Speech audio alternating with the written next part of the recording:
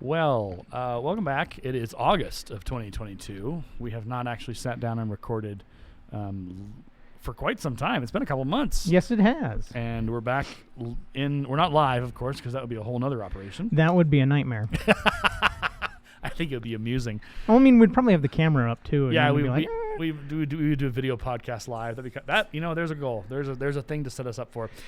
So welcome back to Nerds by Screenlight. My name is Aaron. And I'm James. And we are talking briefly about the importance of hole-in-the-wall food places. And here in Fort Morgan, so we also as Fort Morgan have been chosen for Hometown Takeover Season 2 for HGTV. Yeah. It's pretty exciting. Yeah. Some of us are more excited than others. Yeah, I'm excited, but I'm also just kind of Just jaded. A little bit. I'm just kind of they're going to turn this, make some things fancy, and then they're just going to go away. Right. And there will be a residual kind of thing after they're gone, but it's kind of all right, what's going to stay? Yeah. What's going to just, come and go? Right. What's it going to do to this small town? Right. And that's the question. We don't have an answer. We know what it did for Wetumpka, Alabama, and they still get people who come and visit the town. And yeah, because it appeared on the show. Yep. So there's still that. So that's a possibility. But the important thing is... And I don't want them to raise my rent. That's a legitimate concern here in Fort Morgan, where we enjoy pretty affordable rents. Well, not affordable. Good Lord. No. When you compare us to what we should be, the rents are not affordable for what people in this town make. Nope. But there's always food places that you find in small towns, and even I've been here 4 years. This is going into my 5th year now. And Drover's is a hole-in-the-wall greasy spoon.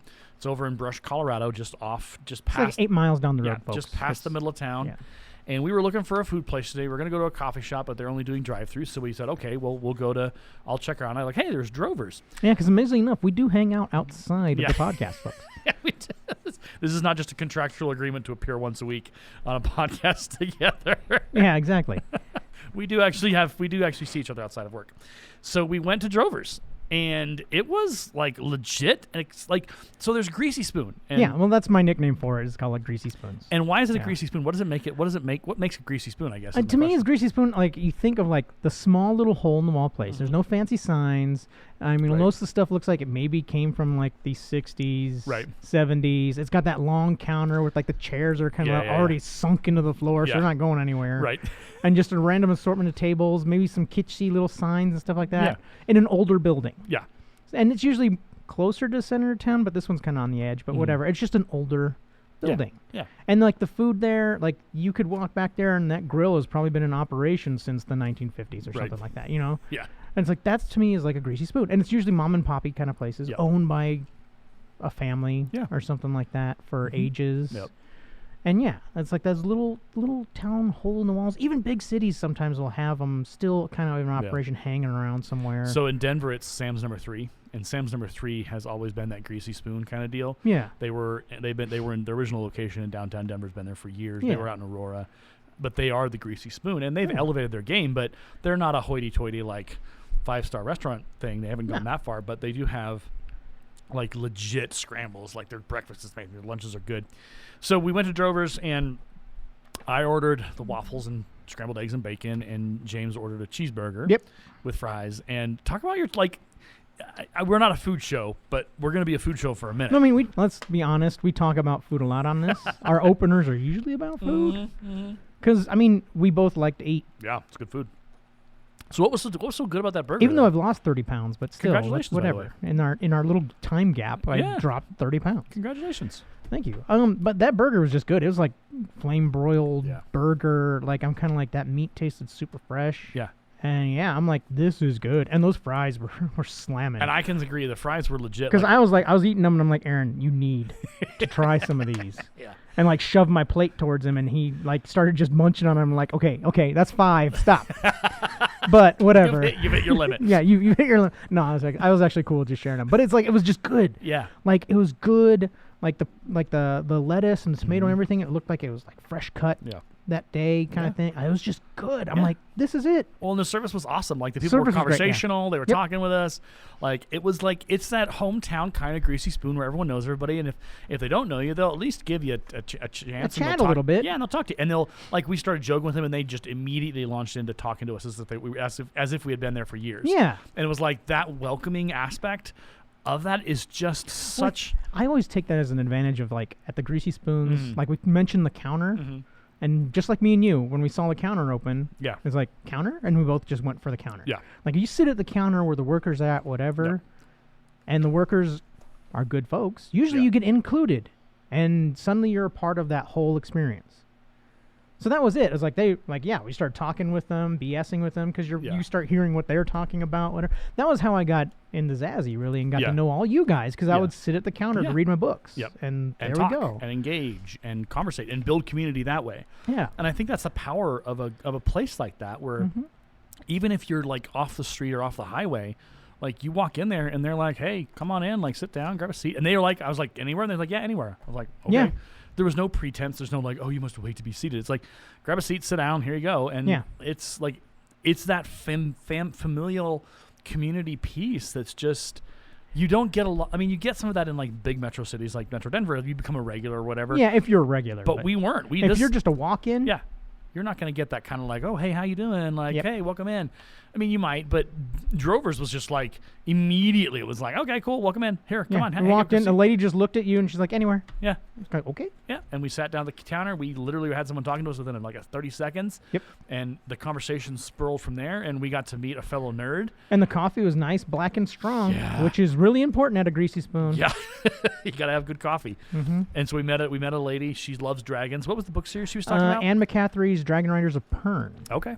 Which is an older book series, because like she said, it's like started in the 1960s, I believe. She actually had the date of the first book memorized. I'm like, she was like, she's serious. Yeah. I was like, wow, okay, I'm a book nerd. Yeah. But I can't tell you when some of these books came out like that. Yeah, she knew her business. Right off the cuff. Yeah, she knew her stuff. It was so, like, immediately I was like, oh my gosh, we need to talk to her about our podcast. Yeah. And so she got busy with because we want to do some book stuff, folks. It's just, it's kind of hard to, like, we're busy during the weeks and trying to cram it into other things and find time to read. Yeah. Because, I mean, especially, like, Aaron is a school teacher, so it's like his work follows him home, too. So it's kind of, Yeah. You know, we'll try to do a book here and there, but we just need to plan it out. Well, and if we have other people who have book interests, and we didn't get her name, which unfortunately she has a card. So we have these cards I hand out to people. I give them the email address. I say, hey, we did a podcast. She's like, oh my gosh, yes. So she was excited. Yes. If you listen to this, lady from Drovers, please reach out to Aaron, and we will talk to you. Yeah, absolutely. Like, we should have gotten her name. I feel bad. But she did give us the hours in which she's there. Yeah. So we'll circle back, and if we can bring her on the show, because I told her we're out of Fort Morgan, we do a podcast, and we're nerds, and we'd love to be able to, like, do stuff. Yeah, as soon as we said nerd, she was like oh she lit up. It was she was so excited. Like, nerds? Out here? And I think it's kind of cool to kind of close out the opener here is the 7-minute, nearly 8-minute long opener that it is. You know, and this is like our return. Yeah. So we're just kind of making ourselves at home again. Yeah, we're just warming up here, folks. So I mean, just like this podcast may not be the most sparkling thing we put out, but we're here. We're having fun. We're gonna have some fun. I mean, that's what it's all about. Well, and I think that's the kind of the thing about being a nerd is to find a fellow nerd or a geek or someone just has a passion for something. People like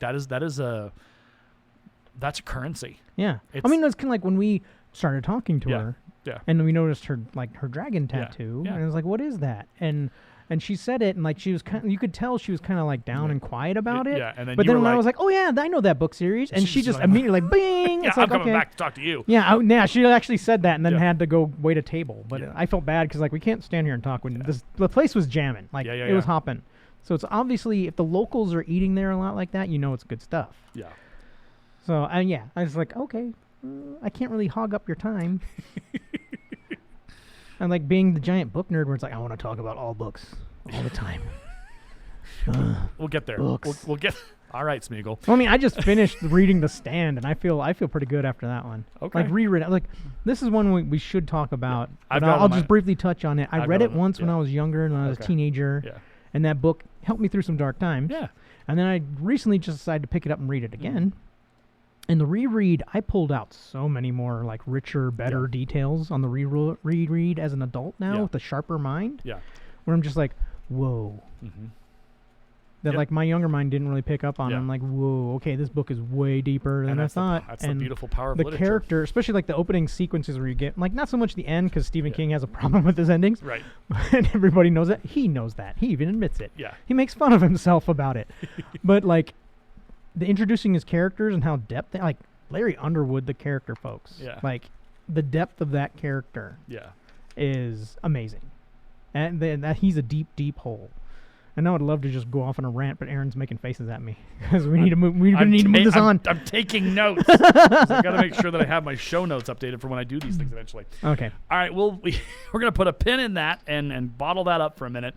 When we come back, we're going to talk about the Batman. He still should have gone deeper into Stu Redman, but whatever. Write a strongly worded letter to Stephen King. Yeah. See what that gets you. Probably nowhere, but you never know. Yeah. Stranger things have happened. It's all good. Which is another thing we can talk about at some point is the new Stranger Things series. Yeah. Okay.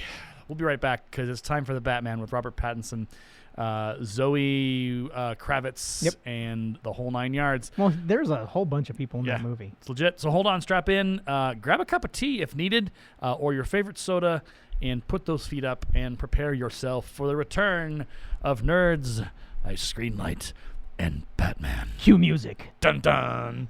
Get nerdy with me. Talk nerdy to me. Get nerdy with me. All I really need for you to do is just please. I get stoked. Talk to me. Talk nerdy to me.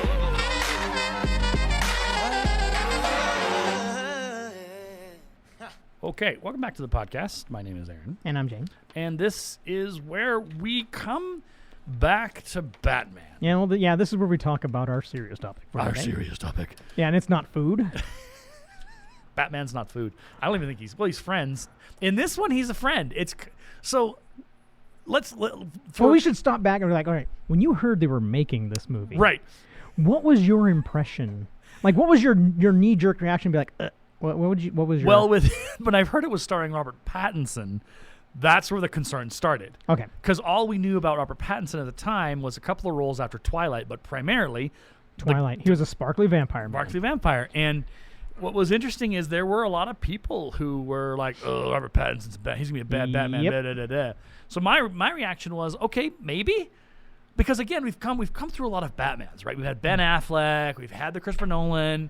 And there's not, ever since Christopher Nolan's series closed out, we've had a lot of Batman-ish options to choose from. But there's never been I think Batfleck got like a bad rap in the middle there because he was mixed in with Superman. Like if we had gotten a Batfleck movie, a solid Bat from start to finish, because people talked about how Batfleck's scenes in Justice League were the most Batman scenes ever. Like they were legit and they were shot. The fight scenes were shot well. Like it was they did Batman right. Yeah. The problem is Batman was sandwiched in with the rest of the superheroes. Yep. And so we didn't get enough of him and we got everybody else. And it turned into just this hot Well, I mean, mess. you also get when you shoot something like that where it's kind of like, okay, it's real, whatever. This would be like what the Justice League would really be like, where Batman doesn't really do much. Yeah. Because he's basically running around with gods. Yeah. And unlike the comic books where they can make that space and kind of jump around and make him do more stuff. Yeah. And it's kind of like, Batman, what is Batman going to bring to the table when you can have a guy I can move the planet if I decide to sneeze wrong. Right. Yeah. And I will freely admit that I didn't watch, because I watched enough of the clips and then read enough and watched enough of the reviews of Justice League and even Batman versus Superman to just know. Did you do the Snyder Cut? No. It's on my list of to watch. Yeah. I just haven't jumped into it yet. Yeah. Because that movie just made me put a bad taste in my mouth. Yeah.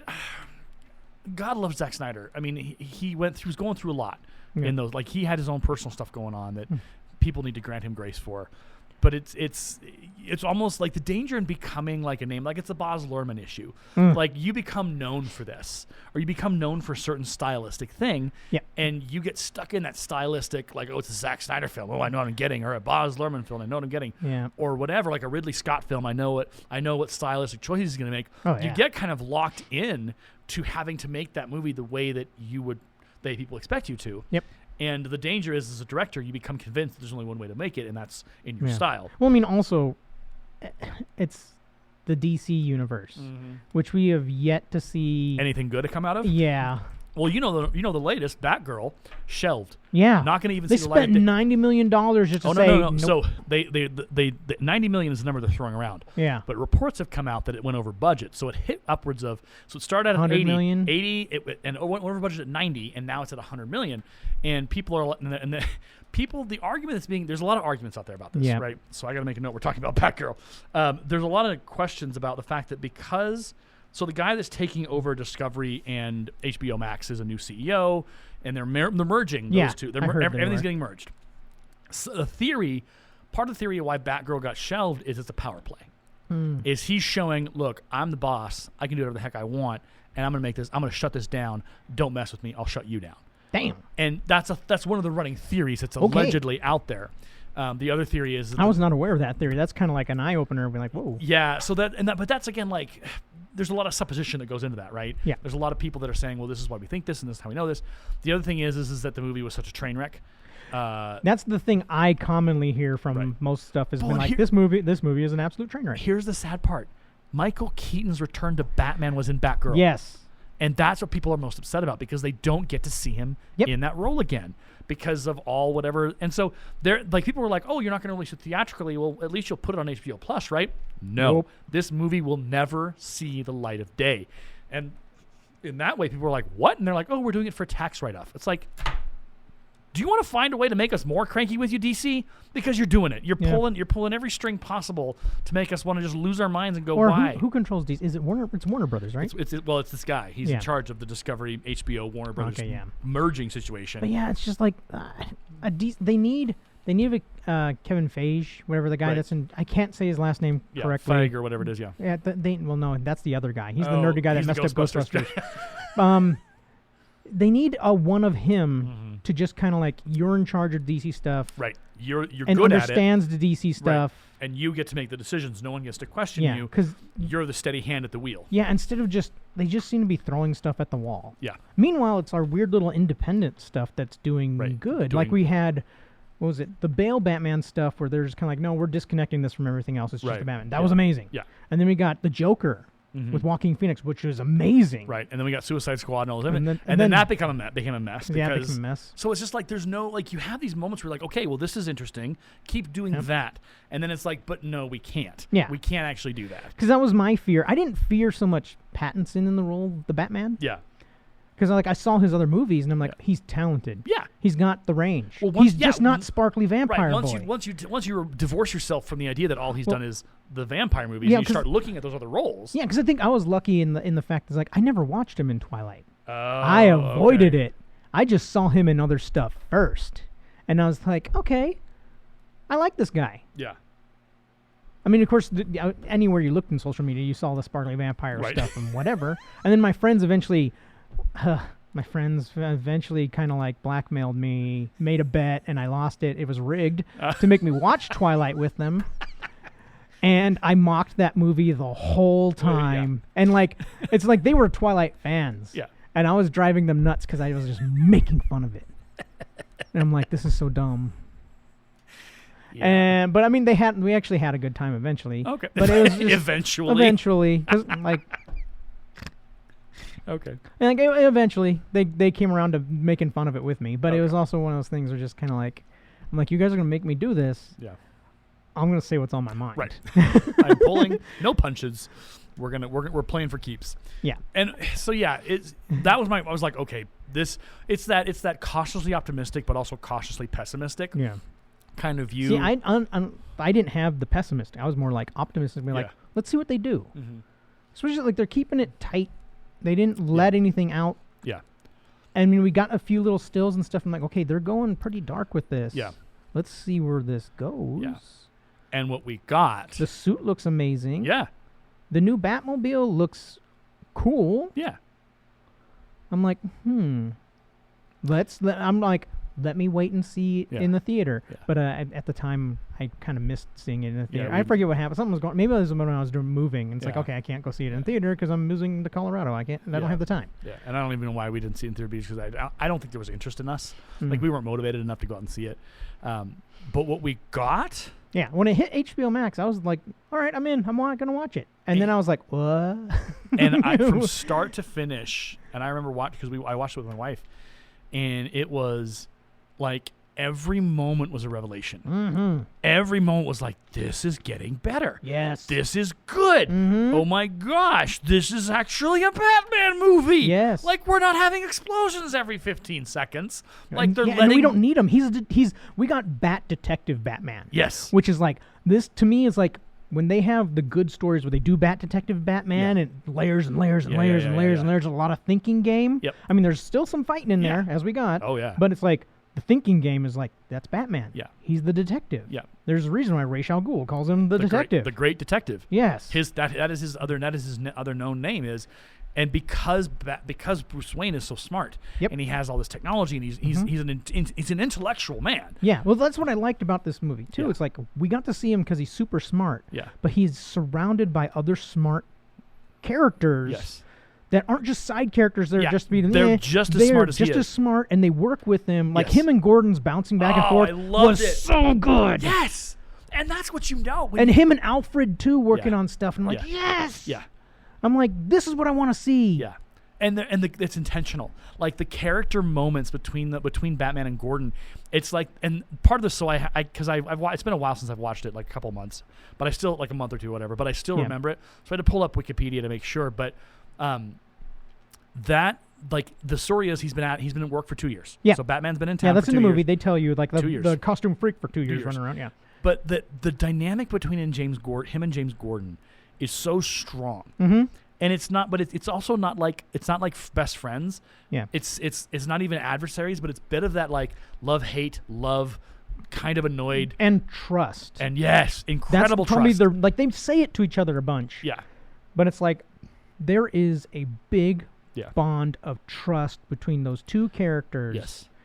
That, it goes a little bit beyond like friendship. Yeah. Because like Gordon basically puts his job on the line for him. And backs him up. Yeah, and backs him up all the way because over those 2 years, they've had that relationship. And I love how they didn't bother to try and give us the fill-in of how did they become this? Yeah, they let us figure that out. Yeah, or they just like, no, you know this from the comics. Mm-hmm. You're not dumb. Yeah. You know they work together. Well, and it's a natural progression is if you hear he's been at for work for 2 years and you see him and Gordon's dynamic being so close, your brain is going to go, okay, well, something happened in those 2 years for these two to grow to trust each other. On top of that, you're also imagining, okay, there must have been some rocky starts to that dynamic. Mm-hmm. That means that they've had to work at this to get to this point where Gordon is standing up for him and telling guys, don't mess with him, don't like let him go. Yeah. Like that, but that's beautiful storytelling. Yeah. That is the show versus tell. Yes. That is the show of like, hey, this is this is what you need to know. Now make up the rest. Yeah. And like you guys can just think about it a little bit and figure it out. Yeah. Because they even have that byplay in the mayor's garage. Yeah. Where it's just they talk about trust and whenever it's like, I don't even know what your name is. Yeah. But they still keep working together. They still trust each other enough to keep going. Yeah. And that was a great driver in that Yes. in this movie. Because they're equals. Yeah. It is an absolute equal relationship. And it's fantastic to see that elevation happen in a Batman movie because you want that. You want the characters to have agency. You want them to have strength. You want them to have presence. Well, I mean, because in the comics, the side cast of characters are just as smart. Yeah. Well, I would say, maybe, but they're capable. intelligent, capable beings. Yeah. They aren't just side fluff. Yeah. Especially when the Batman comics are written really well. Yeah. Gordon, all these other people that fill in, Alfred, they have past, they have skills and abilities and all this kind of stuff. Yep. They're not just like wallpaper. Yes.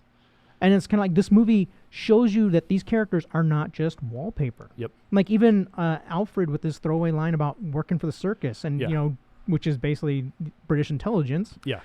And it's kind of like all us fans who know Alfred's past, which basically anybody that should be watching this movie. Right. Has been like, got it. Yeah. Okay, he's British intelligence because he's working on the cipher just out of the blue. Yeah. It's like, okay, cool. Yeah. It's like we're getting these people to use their skills. We get to see Catwoman use a bunch of her skills and things like that, and we're not worried where they came from. We don't care. Yeah. We accept her wholeheartedly as who she is. Yeah, and I'd say Zoe Kravitz was an amazing Catwoman. She pulled it off. Like it wasn't like there was always. I think a part of the question. There were big questions when the trailer came out to kind of revisit the original question you asked at the beginning. There were questions like, okay, can Zoe Kravitz do it? Can Robert Pattinson do it? Can Andy Serkis do it? Yeah. Can these guys? Can all these these actors and actresses? Can they do this? You have an incredible cast. Yes. You have incredible there are movies out there that are incredible. The cast incredible, but the story lets them everything. down. Yeah, everything falls apart. Right, you're just like, what? How did we get here? Like, what in the world made this what it is? We talk about that with We talked about Resident Evil, the new TV series. Yeah, we briefly. This was our conversation driving to go get food, and how like there are good actors in that, but the writing the writing that they have to put themselves into is just bad. Yeah, it's bad. As we both agreed on, it's like you had a wealth of a rich story that's there that does kind of go off the wall in some of the games and whatever, but still there's a rich story there with a history and past, and you just ignore it all. Yeah, you did your own thing. You just take the names and just do whatever you want with it. It's kind of like you just betrayed all your fans, the people that would come watch this show. Well, and it's not gotten good ratings on Rotten Tomatoes, both by professional viewers and by actual viewers. Ugh. It hasn't been doing well. Okay, so Batman, we start with the mayor murdered by Riddler. Yeah. That opening was great. Oh, it's so creepy. He's watching through that, the binoculars or a scope or whatever, and you just hear his breathing. Yep. I'm like, oh. And you don't know who he is. Yeah, you don't know. You think, is this Batman? Is he surveilling? Mm-hmm. You think, is it Catwoman? Like, you don't know what's going on. Yep. And that's the beauty of it, is it doesn't telegraph it. Mm-hmm. Is it leaves you questioning what is happening and what's going on. And that I love in this. I love that they chose the Riddler. Because the Riddler has been portrayed in film in not the best. No. Jim Carrey was the last Riddler on screen that we had, that I know of. I don't think Nolan's series took on the Riddler. No. And at least as far as I remember, no. He may have been referenced as like a side person. Maybe. I mean, I'll have to admit, this is my fault. I haven't watched the Christian Bale series, the Nolan series, in a long time. Yeah. Since they came out, I saw them all in theaters because I loved them. But it's whatever. Yeah. I don't think we had the Riddler. If we I did, would have to go back. We're going to cover them. Yes, we have to. And so we will go back and rewatch those. Yeah. But it's just one of those things I don't remember. I don't think the Riddler was brought up at all. No. But in this, and again, you compare it with Jim Carrey's performance. I mean, it was, God love Jim Carrey, but even the 1960s Riddler. Yeah. I mean, the only Riddler that was pretty good was the animated series Riddler. Yes. But, so this time around, the Riddler is given some serious weight. Yeah. He is a scary dude. Yes. He is malicious. He is mean. He takes his time and thought everything out. He is a murderous. And the relationship between him and Batman is that he really wants to be Batman's friend. Yeah. And he wants Batman to work with him. Yeah. And that passionate delusion. Yeah, when he freaks out. Yeah. Yeah, it's kind of like, this is not how I imagine this going. Like, oh my gosh. But I love, again, this is within the context of the story. Not that I actually love that this would happen, but I love how even with him in jail, the plan there's still danger. Oh yeah. There's still bad things that are about to happen. I will freely admit to you, the scene, and we're jumping around a little bit, but when we get to the end where there's the guys with the masks and all the things, I did not enjoy that.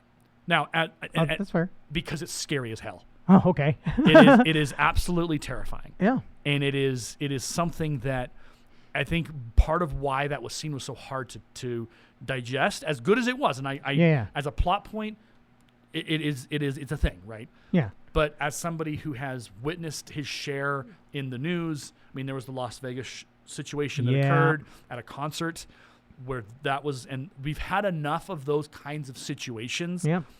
So, and I get it. Like, well, I mean, it was disturbing to see the cult of the disenfranchised. Yes. Because that's what it was. Yes. Who were willing to go to these extreme steps to follow this figure. Yeah.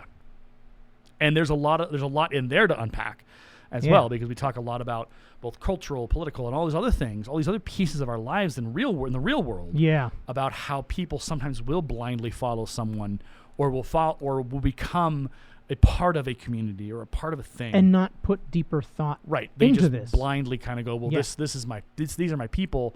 They speak to me. They accept me. They're doing what I do. They're supporting what I do, and I support them. And in some ways, yes, that's a good community to have. You want people to, but there's the darker side, right? There's the darker side of, well, we're gonna do bad things. There's about realization of what are you doing. So I think that's why that plot point with that moment where they're on top of the scoreboard, it it It's pushed. frightening to you, right? It But scared was the hell like- out of me. I was disturbed. I wasn't Yeah. frightened. I was Yeah. just disturbed. Like, whoa! I'm like, this is very real. Yeah. And I think that's the part of it that really unsettled me. Is like I was like, oh boy, and I think, and again, this is that personal. I would never suggest that they should have changed it. Like I'm not that guy, but I'm Because it ended up being amazing. Yeah, But it was a fantastic scene, a plot point. Well, like but as a teacher, that element of that piece of the violence and that gunplay, like that's where I kind of go, oh, we are pushing up against a line, a line that I am not comfortable. Like it didn't push too far, which is what I appreciated. It didn't go overboard, but it still presented a very scary reality. Yeah. And it really it didn't hold back. And Batman could have come in at the last minute and stopped all of them. Yep. But But no. didn't. He couldn't. He's only I human. mean, that was the good part too of this Yeah. movie. Is like it made Batman more human. Yeah. Which it seemed that made some of my friends who are DC fans Yeah. a little angry because they wanted Batman to be the Batman Right. from basically the comic book world, I guess you could say, that just Right. kind of like does everything, Right. even though he's just a man. Right. But it's like, no, this is what one Right. man would be able to do. But it's also he's not portrayed as abundantly weak. He's Yeah, portrayed no, as no, he's no. capable. He's still strong. He's still capable. Right. But he has limits because he is just Right. a man. Right. He's just a man. And he's finding his way through the situation. Yeah. Because, I mean, there's also the thing is, like, a lot of people kind of, like, he's had 2 years. He's still kind of new to this. Yeah. He's still piecing things together and Yeah. making his way through Yeah. the corrupt nightmare city that is Gotham. Yeah. So it was a hard scene to watch, but I loved how they kind of translated into him rescuing the mayor and leading them out And the saving the orphan boy, which is Yeah. kind of like saving himself in Yeah. a way. Like, I did a bunch of little symbolism stuff Yeah. in there that was great. Yeah, and it was and the way it ended with him working with the National Guard Mm-hmm. and working with the survivors, because I think in Nolan's Batman they kept him in the shadows. Yeah. And I get that. I understand the mythos. I understand. Yeah. But there have been points in the comics where Batman is regularly serving alongside in the daylight. Yeah. Well, he's there. You see him, Yeah. like on film, on camera and stuff, doing stuff with other people. Yeah. And then just escaping before they can capture him. But Right. whatever. Yeah. But even at the end of that movie, he's helping with the National Guard. Like that. Yeah. That is a dynamic that I love because it is real. Because if we had a Batman in this world, if we had a Batman in New York City or whatever, New York, because Gotham is New York. Yeah. Ish. Whatever. You know, Or I Chicago. think more people call it Chicago. Chicago. Yeah, Yeah. you're right. Sorry, Chicago. So if Because you they relate like New York to being Metropolis. Metropolis, yeah, It's just New York is ugh yeah, in real life when Metropolis is amazing because it's Superman city. yeah, and it's bright and shiny, and It's Gotham's bright and more shiny, dark, and Gotham is dark and gritty, and Chicago technically is kind of dark and yeah. whatever. and Anyway, windy. Yeah, and very windy. Batman's cape would have problems in Chicago. Yeah. But I think if we had that, if that was a reality in our day and age, you would see these superheroes helping alongside and, Yeah. and doing what they can to assist. Well, I think it also does a little nice juxtaposition. There we Yeah. go.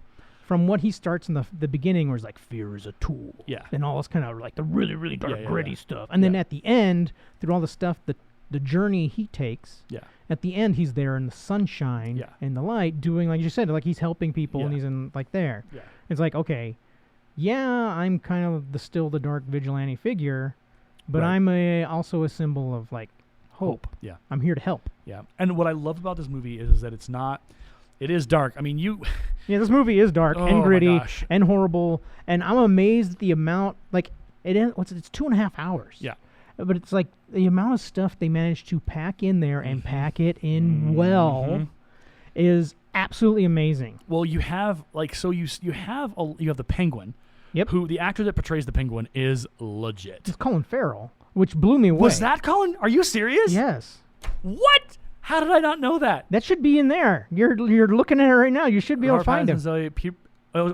Colin Farrell. Which I didn't know That's that until I saw the crazy. credits when I watched it, and I was That's- like, "What?" That's nuts. He looks nothing like him, right? And it's Penguin. Like Yes. he plays him. I didn't think of it.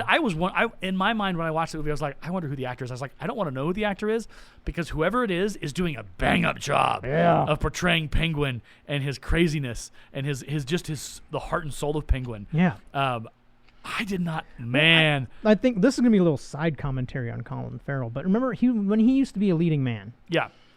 Like, he did all those movies, and he was the leading man, romantic interest kind of character, whatever. Yeah. But then he started having all these other issues and problems, and his skills kind of just fell into the toilet. Yeah.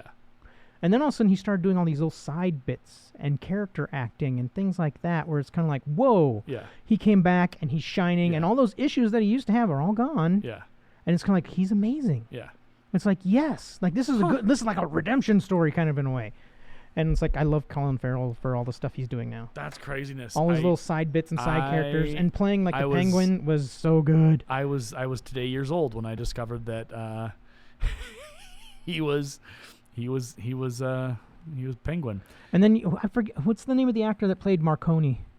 Oh man, I wish I could tell you because I'm looking through this thing. But yeah, I was like, okay, you included Marconi, who's a big gangster in all the Batman stuff. You got the Penguin in there. Right. You included the nightclub that they run. Right. With all its secret layers and stuff. You got the Riddler in there. Yeah. You gave us the Joker. You mentioned Arkham. It's like they just were hitting a whole bunch of different stuff and working in all these characters to this little... Oh, it would have been John Turturro. There we go. Okay. John Turturro. I couldn't remember who he was. Yeah.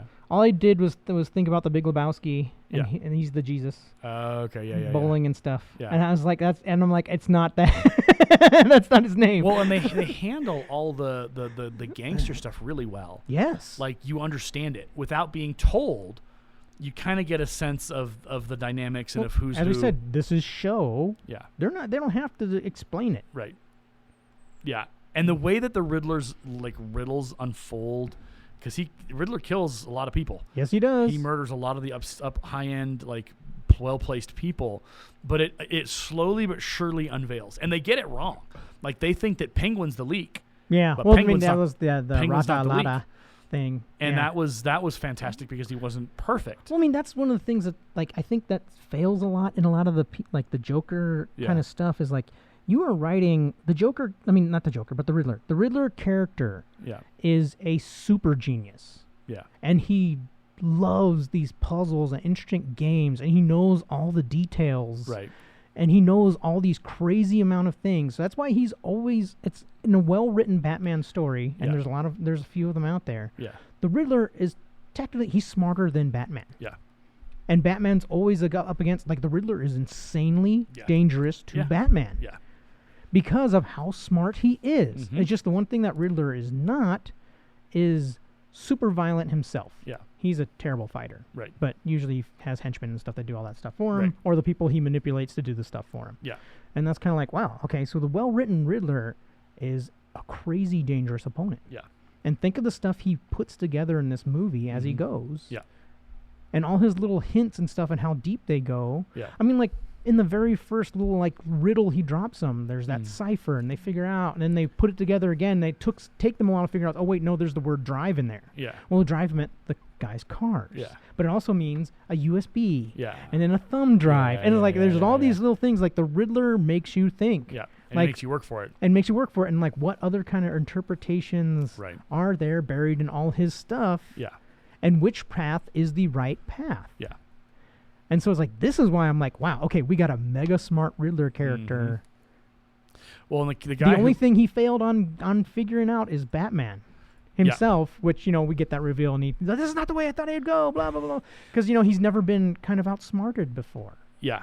The character who plays him is Paul Dano. Which he's an amazing actor. Yeah. Like, he was in There Will Be Blood. He played the preacher. Okay. Like, he's an amazing actor. So it was like, whoa. Yep. He made his film debut in 2000. Yeah, he's legit, and he's unsettling. Yes. Like, you just, when you watch him, you're just like, oh, what's he going to do next? What's he going to say next? Yep. The way his cadence and his speech patterns and the way he kind of imbibes the character.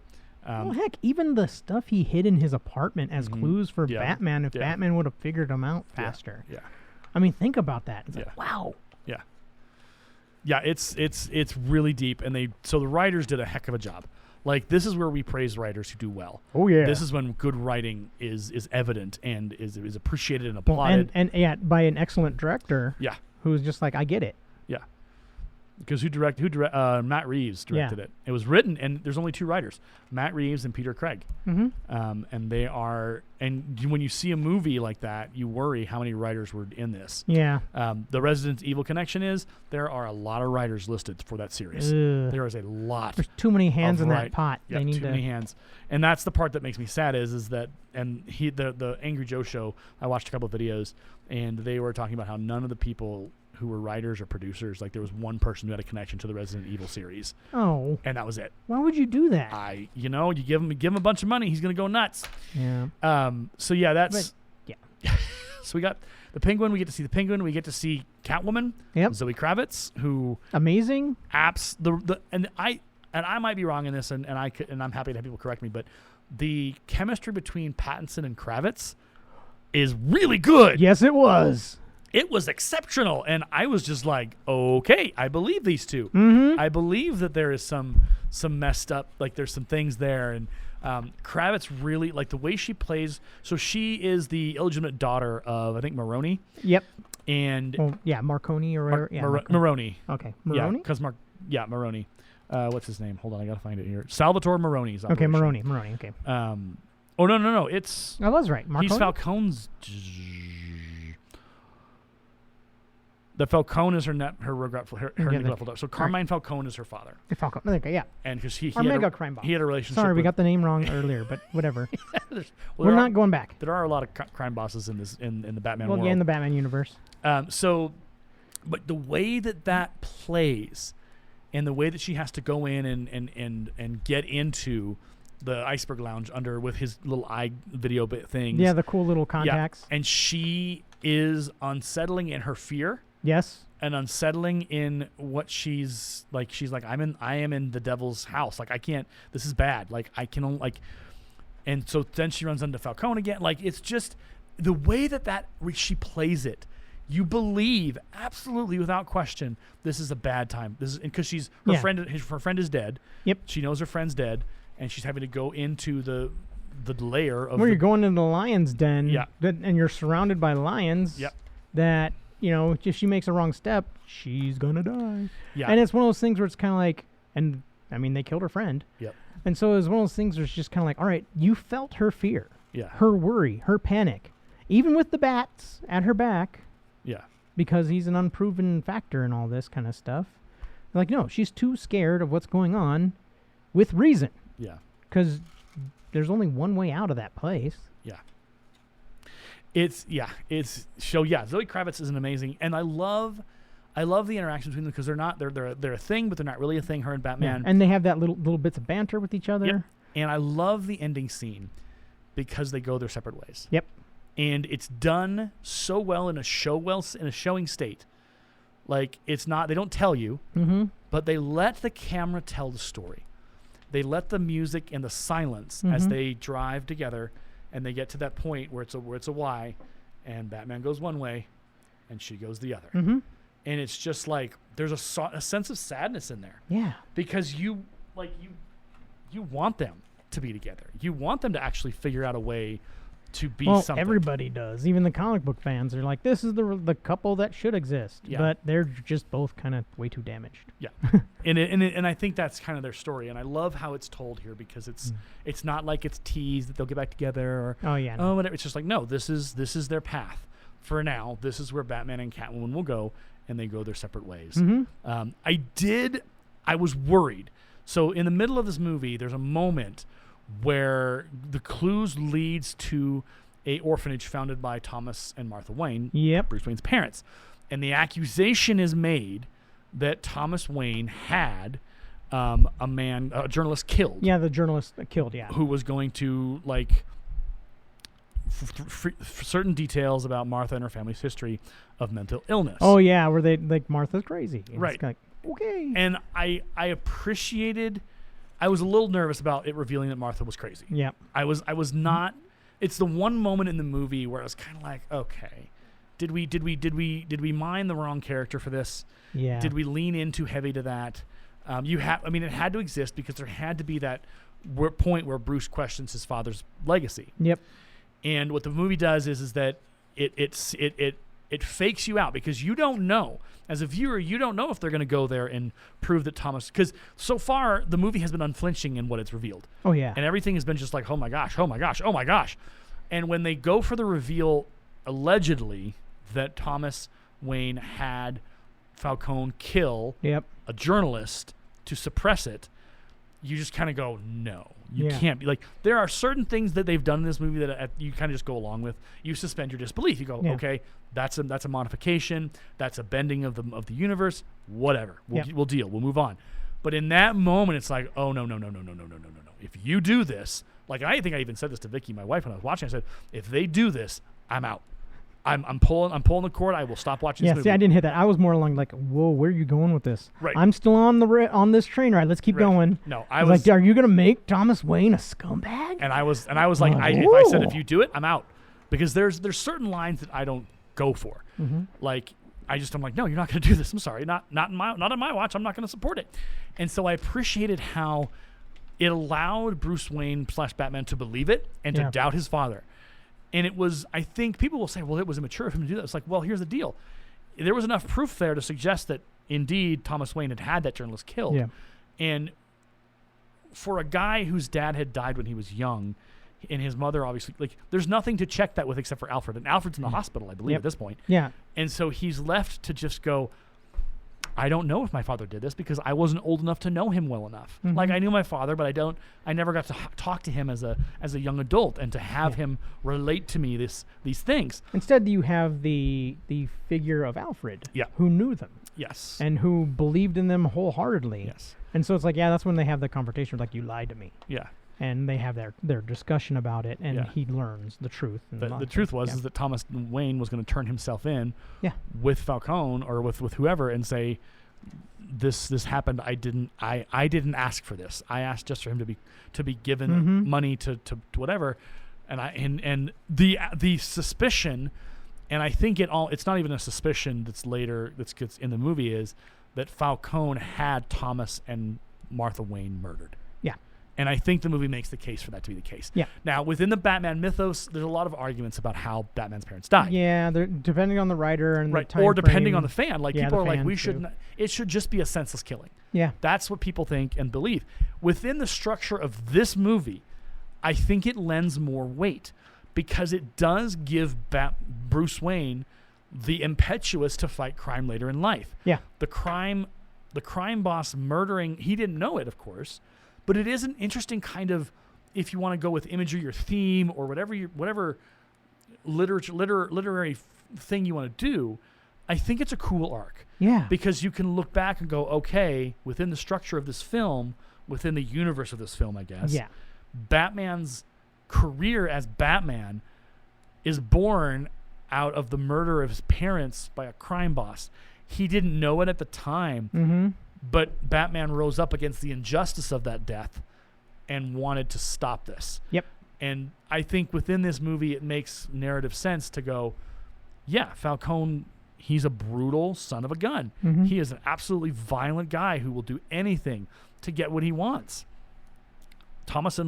He had no fear, no compunction about removing the Waynes from the formula or from the picture. Yeah. And I mean, even with like the fact that Thomas Wayne saved his life on his kitchen table. Yeah, that didn't mean anything to him. And I think that lets us know how bad of a man he is. Yes. Because he doesn't care. That was just him being lucky that Thomas Wayne helped him and saved him. Okay, cool. Well, I mean, it shows that like Thomas Wayne, the figure of Thomas Wayne, we don't get to see him. We don't get to see any of his really acts that he does or whatever. Yeah. We learned that he's there's that corruption of the renewal thing and all that kind of stuff, but that wasn't him. Yes. That was others. Yeah. It's like, no, this man was a good man through and through. Right. And it didn't matter who you are. If he could save your life or try to help you, he would. He was going to do it. Well, and I think it also lends to the idea that Gotham kills all the good in the world. Yes. And that theme is hard. Oh, yeah. That's something in that city where it's just kind of like it just, the good is killed. The good is murdered. The good is removed. And I think that's... Or it gets corrupted. Yeah. And I think that's kind of you want to go with the image of what Batman represents. Batman represents the last of the goodness, the last of the good guys who aren't corruptible, but to be the good the city needs, he's got to be a dark figure. he has to hide himself. Yeah. Because if his true identity is out there, very angsty. They will yeah, but if his true identity is revealed, they'll know how to get to him. Yeah. They'll know, the evil will know how to erase the good. And the reason why he wears that cowl and the cape and the things is to keep that mystery alive, that no one really knows who Batman is, so they can't stop him from being good. The part of that is he has to have a dark side. He has to do it in the cover of darkness and all that stuff. Yeah. I like that concept. I really like how it's shaped intentionally, because it does pay off. Because you could sit here and analyze it all day, and you could pick and piece and parcel and come up with something going, wow, this is a rich. It's almost rich literature in a way, because they've created a tableau of Batman and the different pieces of him. But it's not just done with Batman and Bruce Wayne. It's with his family. It's with his friends. Oh yeah. It's with his enemies. It's with the town. Everything created the Batman that we have. And I get a kick out of that. Yeah. I think the one part in this movie that I still it sticks in my craw. Yes. And really bugs me. Okay. Is when he snaps at Alfred and says, "You're not my father." Yeah. Yeah, walk us through why you don't like that. Because I know we've talked about this before. I mean, it's one of those things where it's like, just in the history of Batman, period, and any time, Alfred has always been his parent, his father figure. And he's been a good one and took care of him to the best of his capability. I mean, Alfred always put limits on himself of what he would let Bruce do and do not, whatever. Right. But he was like a guiding figure. Mm-hmm. The hand and then the shoulder that Bruce could always lean on, rely upon. Right. All that kind of stuff. Yeah. So to have Batman, whatever. Let's just call him Batman. Right. To have Batman snap at him and call him like, "You're not my father." Yeah. It's kind of like Alfred knows that line already. He knows he's not his father figure. And just to have him do that in like the way he did it, I'm like, that sticks with me. I was like, this is so wrong. Yeah. And it's kind of like at any other time in any other like the Batman incarnations that we've got, Batman would never treat Alfred like that. Yeah. That's his family. Yeah. The only family he's got. Yeah. He says that in some other stuff too. It's like Alfred's only, and the times where Alfred's life has been put in danger, Batman goes off the wall to save that man. Yeah. Yeah. I think it's an interesting misstep. I didn't react the way you did, but hearing your reasoning, I'm like, yeah, it is a little wonky, a little bit of a wobble. It just hit me as so weird. Yeah. And that may have been something that they threw in there, and they're like, well. I mean, it also may be part of like this. This is where I kind of like try and myself, because I like play devil's advocate to myself. Yeah. It also makes like Alfred represents the old family, the Waynes. Yeah. Versus Bruce himself, who's more the Batman than he is Bruce Wayne. Yeah. Because let's be honest, like in many certain ways, a lot of people do that split personality thing where there's the Batman and there's Bruce. Yeah. And Batman is the real personality. Yeah. So in this case, it's like we have a more angsty Bruce, a more angsty Batman than we have before. So it might be him just being knee-jerk reaction, like the Nirvana music we heard over the soundtrack, which I thought it was used really, really well, but I just think it's funny to make my point here. Yeah. To use that, where it's kind of like, well, we have an angsty Batman who's just kind of like pushing back against Alfred, who's trying to get him to like, hey, you need to care about Bruce too, not just And we don't see Batman. a lot of Bruce Wayne, do we? No. And we see him at the funeral thing. Yeah. Where he basically ignores everybody screaming his name because like, they're like, oh my God, Bruce, it's Bruce Wayne, oh my God, and then, we haven't seen him in ages. Yeah. Like, he's the Prince of Gotham. I think they refer to him in a bunch of other different things. Yeah. They call him the Prince of Gotham. Yeah. And it's kind of like, all right, so we have the Batman, but we don't have Bruce. And Alfred is kind of like poking at him, being like, hey, you need to care about Bruce Wayne. You need to care about the Wayne name. You need to fix some things. Yeah. And he's just like, his knee-jerk reaction is like, no, like a teenager. Yeah. He's like, I just care about being my creature of the night stuff. Yeah. And of course, I think that we see that towards the end. We're like, no, I need to start caring about the Wayne's name again. My theory is that if we get a sequel, which God hell, we need this bad. We need Robert Pattinson back under the cowl. Mm-hmm. Like this would make it's that idea of like we had a piece of Batman with Batfleck. Mm-hmm. People were like, oh my gosh, give him his own movie. They didn't, or they just didn't work out. Yeah. But Robert Pattinson is a legit possible Batman successor. Yes. Like he could probably the only thing I don't want him to rush it. Yeah. Take your time, guys. Yeah. Give us something good. Well, and I think if we can see him start to come out as Bruce Wayne and act as a Bruce Wayne to his Batman, that would represent a maturity of the character and an arc that could be the next movie. Sure as heckfire got ourselves a nice teaser which lead into a part 2 at the end thing with the Riddler and our Joker. Yeah, and I love how it's done. How about a friend? And it's kind of like, whoa. Yeah, but here's the cool thing. What I love about it is Joker and Batman have already gone around. So Joker's in Arkham. Yeah. Because for the last 2 years, at some point, him and Joker crossed paths. Yeah, or something happened to put Joker in there, but it's kind of like you could draw that implication pretty good. Yeah. So it's kind of like, ooh. It's like, all right. So it's like you have the 2 worst opponents of Batman coming together. Oh, boy. Yeah. And I think that could represent an amplification because as unhinged and insane as the Riddler is, the Joker turns it up to 11. Yeah. Like it is, they've gone plaid at this point. Yeah. And that's I think the fun part of writing that is the Joker represents just the absolute gleeful, maniacal, homicidal piece of that character. And I think it's very interesting. And I'm curious to see if we get a sequel and how they will work the Joker piece. Yeah.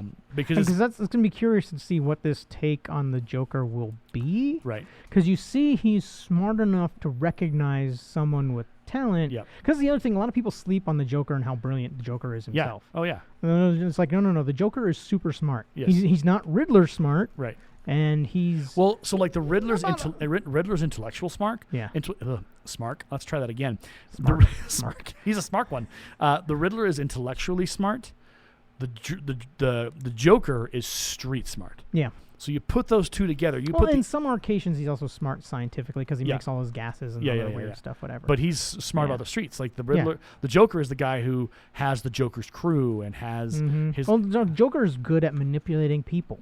Gets Harley Quinn, the whole 9 yards, which is a whole other conversation we're not going to have on the show. Yeah. Because Harley Quinn is a complicated conversation. Yeah. Especially with the latest with Suicide Squad and how they portrayed her. And we have limits on what we're allowed to talk about too. Yeah, that character is pretty deep, folks. Well, I would like to, but it's just one of those things like we would have to talk about some pretty dark stuff. And I think the thing about Harley Quinn is that what has been taken from her is her agency. In a lot of what has been written about her is that Harley Quinn is her own person. Yep. With her own story. Yep. And a lot of that kind of gets glossed over sometimes, I think, just because they want to make Harley Quinn look her look cool. And it's like, yeah, but she's got a story and she's got reasons and and there is the story from Batman the Animated Series. Yep. And then there's the stories that they're starting to supplant in the modern film, which... Yeah. Well, even in the comics too, where they kind of made her like an anti-hero, which is really weird. Yeah, it's a little, and I think it's dangerous to do that, especially with a Harley Quinn or a Joker, because you have to have bad guys. Yeah, and that's the thing too. Is like she's supposed to, her brain is basically fractured. Yeah, from what the Joker did to her. Right, and so it's kind of like that character should not be a hero. Yeah, no. But I think I call it the Deadpool effect. Because you had the Deadpool character come out where it's kind of like he's just jokey, crazy, and can survive anything and whatever. Right. And that kind of was just kind of like panned over and just kind of happened to a lot of characters, and they all like came out of that where it's kind of like nothing serious anymore, really. Yeah. I agree that there's that danger because then it almost takes away the depth of the character because now it's just a jokey thing. It's like, no, this is not how this works. It worked well because of the character voicing and acting Deadpool.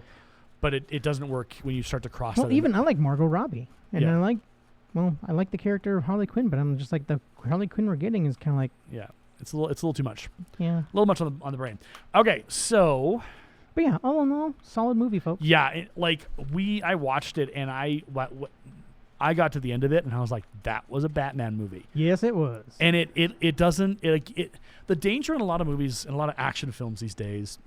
And the worry I have about Dungeons and Dragons, to bring that one in, is... amazingly enough, as a D&D fanboy and a person that plays Dungeons and Dragons, I have not seen that trailer. You haven't, really? Nope. I stayed away from it. Are you intentionally staying away from it? Yeah. Okay. It's more along the lines, it's kind of like, I'm going to watch it eventually, the trailer eventually. No, I'll eventually watch the movie. Right. But like every D&D you guys have been hurt by it a lot as fans. Has been worse than DC releases. And that's saying something. Yeah, and that's kind of like, oof. Yeah. I'm just kind of like, I haven't really looked at. I mean, I like Chris Pine. Right. So I'm just kind of like, I like Chris Pine. Yeah. But I'm also just going like, is this gonna be another? Right. Well, and the thing I was talking about is that action movies and a lot of like hero movies, they just have nonstop action. And when I watched the Dungeons and Dragons trailer, I was like, it just is all action. It's all boom, boom, boom, boom, boom, boom, boom. Ooh, smarky comment. Boom, boom, boom, boom. No. Smarky comment. Boom, No. boom, boom, boom, boom. Yeah, I know. So like with Batman, it allows moments to sit and for tension to build. And it allows for the story to be told. Yeah, it gives us nice little pause breaks. Well, not even just... And like nice panning shots of certain things, which is funny when people say like, oh, you got to have a pause. It's like, yeah, before like the last 10 years of filmmaking, that was just normal. Yeah. Like those down moments, that's how a story flowed. Yeah, you guys want to watch the master of the guy that gives a movie like time to breathe? Akira Kurosawa. Yes. Go watch those old samurai flicks. And like there is time to breathe because he wants you to think. Yep.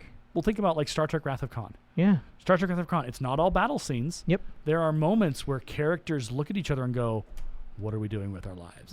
Star Trek 3, Search for Spock. There are moments where there's conversations. Star Trek 4 even has moments of what are we do? Are we doing this right? Is this like characters are able to reflect with each other and to challenge each other?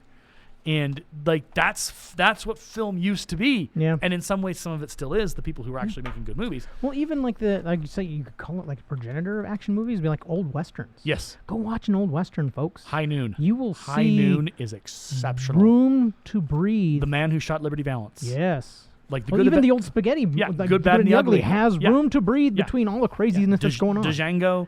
Django. Yeah. Nobody. Like a lot of the Clint Eastwood early ones. Fistful of Dollars. Yeah, Fistful of Dollars. Like a few dollars more. Yes. Oh, those are Outlaw Josie Wales. Which is a banger. Yes. We'll have to do spaghetti westerns at some point down the road because I love that genre, and we don't get enough of them anymore. Yeah, but it's one of those things like I'd say go watch one of those old westerns, which are like, those were the old kind of action movie kind of things, guys, and then they moved into more modern kind of action flicks, and then you go watch, say, like a new Transformers movie where all it is like you can't tell what is going on in these fight scenes because it's just so much tumbling CGI. And it's like I don't know who stabbed who right now. Well, that's a lot of criticism that a lot of movies get with fight scenes now these days. Yeah. Where it's just incomprehensible. Shaky cam. But it's like, I'm a viewer. I want to see who's punching who. Yes. I want to know what's going on. And I think there's a change happening with a lot of fight choreography and a lot of that stuff now in these days because we're getting to see like Batman. We get to see the fights. Yep. We get to see the punches. We get to see the impacts. Yeah, and we get to see Batman take hits and be like stumble and things like that. Where it's like that's important. Yeah. Because you're like as one guy trying to take on 10. Yeah. It's not gonna go easy for you. But he's gonna fight for it. Yeah, he's gonna fight for it. Yeah. So it's like I know people out there who are under the age of like 20 are probably out there listening, going, "Oh, you're just the olds complaining about movies." I know, right? It's like, you know what? Here's the thing, and not to go on a tangent, but the attention spans of our youth and their endurance ability. Well, I would give this guy listen to what Aaron's saying here because he's a teacher. Yeah. He works with these kids. Yep. I've worked with kids for the better part of. I've worked with kids for the best since 1995. There you go. In volunteer aspects, teaching. I've only been teaching this is my 5th year. But we have given them tools like between TikTok, Instagram, Snapchat, all these things that they have on their phones and they have access to. Even your video games. Yeah, their attention spans are minuscule. And their endurance to be able to either read for a long time or do something for a long time, it's hampered because everything is so immediate. And that is not a scientific study. That's just my personal experience. You might be sitting there going, I disagree with you because this is this. Okay, cool. We can agree to disagree and move on with our lives. Yeah. But the power of good filmmaking. Of just great. Well, the power of telling a good story. Yes. Because even what's contained in the books, I just talked about The Stand. Yeah. Good story. Yeah. Terrible ending, but good story. Yeah. And it's like, who's going to take the time to read a 1,300-page book? I would. I mean, I also love reading, and I love story, and I love discovering. So for those of you out there who are kind of whatever, elevate yourself beyond. If you're only used to reading young adult novels, which there's nothing wrong with YA, it is what it is. But as you get older, when you hit that age of 19, 20, 21, 22, You should start to graduate yourselves into the adult reading world. The Stephen Kings, the Dean Koontzes, all these great and incredible adult authors who have.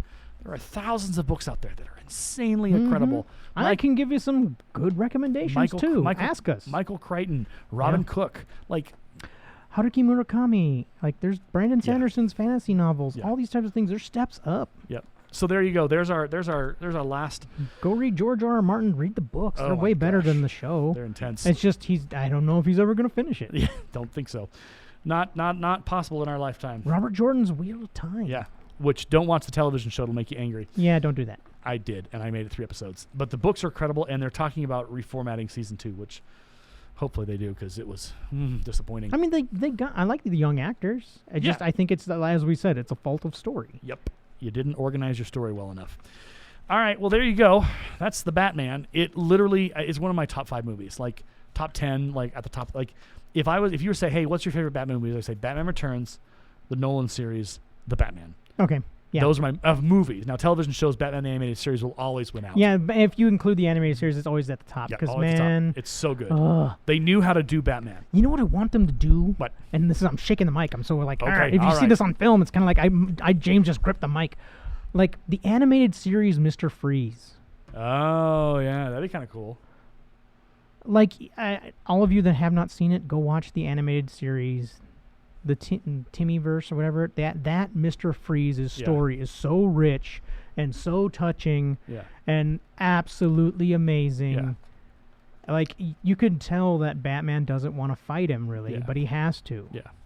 But it is so good. And I'm just kind of like, why couldn't we get that on the big screen? Because you couldn't. It's not a thing they do these days, okay? Like, this isn't how the world works. It's so good. I agree. And they roll it out over several episodes and several seasons of how Mr. Freeze operates. Yeah. From your lips to God's ears. Okay, so watch the Batman. So promote the heck out of this thing. Like it's a movie that should be seen. You should probably add it to your library. It did bangers. Yeah. It did good. The box office was $770 million. Give us that for a budget of $200 million. So they made what $500 million. Yeah, and then we did get the announcement. Joker 2 with Joaquin Phoenix is coming out. Folie à Deux, and they're going to bring in a Harley Quinn that's played by Lady Gaga, I believe. I'm going to be cautiously I love optimistic the there. Joker, but I'm just kind of like, can you recapture that spark of brilliance from that movie into a second one and introduce someone else? Yep. I don't know. I'm cautiously optimistic. I love Lady Gaga. She's an incredible singer, probably an incredible actress, but don't mess with like the Batman world is fragile. Well, I mean, the thing is, they're not. This Joker series is separate from all the Batman stuff. I think they've actually said that, and I think they're going to keep it that way. Oh, okay. They're just going to use their elements because they did have like the Thomas Wayne stuff, whatever, in the Joker thing. But it's kind of like, okay, as long as they keep doing that, I'm fine with it. I like this weird take on the Joker, and like that juxtaposition at the end of that movie where you actually started seeing the world through his eyes versus what it really looked like was like, whoa. Okay, I'll cautiously put it on my list to watch because I'm not a fan of like watching evil people celebrate their evilness. That's why Breaking Bad is not on my list of movies or TV series I can watch. I love it. The writing on that show is so amazing, especially season 4, season 5. I'm sure it's great, but I couldn't get past it. So good. All right, well, watch the Batman, enjoy the Batman, support the Batman, and hope for the Batman 2, and Yeah, I mean, it's felt good to be back. It is. I think we went pretty long too. Yeah, we got. We sprinted a good distance here. 56 minutes plus the 11 minutes we talked about before. So. Well, I'm proud of ourselves. We're a big kid now. Yeah, exactly. All right, my name is Aaron. And I'm James. And this has been Nerds by Screenlight. We'll catch you on the next one. Yeah, take care, everybody. See you later. The raspberry flapovers will be out in a moment. The kitchen is closed. You've been listening to the Nerds by Screenlight podcast, presented by Create at Morgan Productions, located in Fort Morgan, Colorado, USA. For more information on our production house, other podcasts hosted here, and further details, please visit www.createatmorgan.org. You can find us on Twitter at the handle CreateAtMorgan. Create at Morgan is a school club at Lincoln High School, our alternative education campus in Morgan County. Our sponsor is Aaron DeLay, a language arts teacher at Lincoln. Send any feedback to adelayedteacher@gmail.com. Thank you for listening to our podcast.